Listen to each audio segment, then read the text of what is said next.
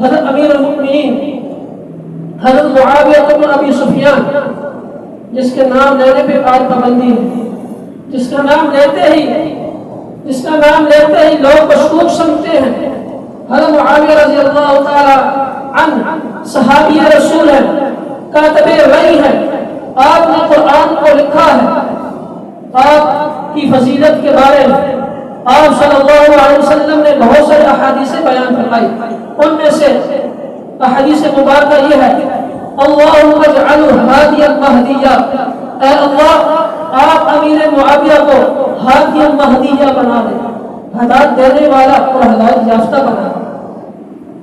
آپ کاتب وحی ہیں۔ جب روم کے بادشاہ نے حضرت معاویہ رضی اللہ تعالی عنہ کو خط لکھا، کیوں کہ رومی بادشاہ کو پتہ چل گیا تھا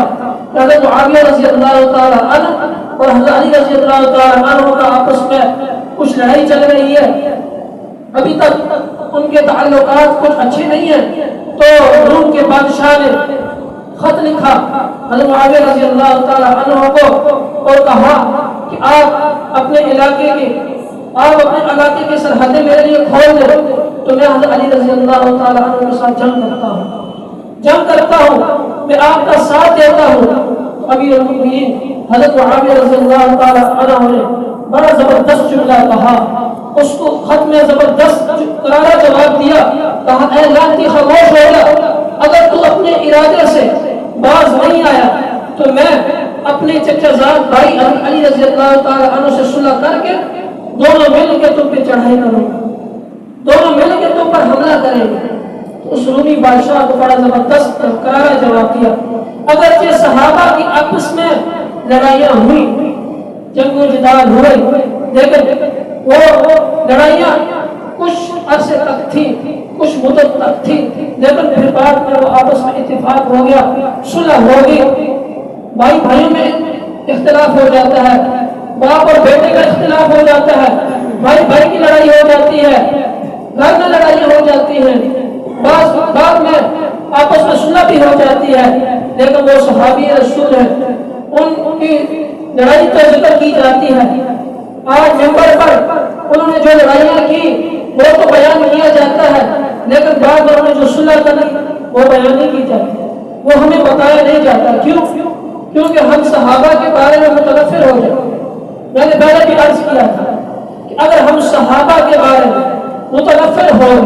ہم نے صحابہ کو برا بھلا کہا، اہل بیت کی محبت میں صحابہ کو چھوڑ دیا اور صحابہ کی محبت میں اہل بیت کو چھوڑ دیا، تو ہم پھر بھی دار اسلام سے خارج ہیں۔ اگر ہم نے صحابہ کو لے لیا، اہل بیت کو چھوڑا، پھر بھی دار اسلام سے خارج ہے۔ ہم نے اہل بیت کو لے لیا، صحابہ کو چھوڑ دیا، پھر بھی دار اسلام سے خارج ہے۔ ہمارے لیے دونوں آنکھوں کی ٹھنڈک ہے۔ مثال اس طرح ہے کہ ایک ہماری دو آنکھیں ہیں، اگر ایک آنکھ نہ ہو پھر بھی ہم کامل، ہمیں ادھورا نظر آئے گا،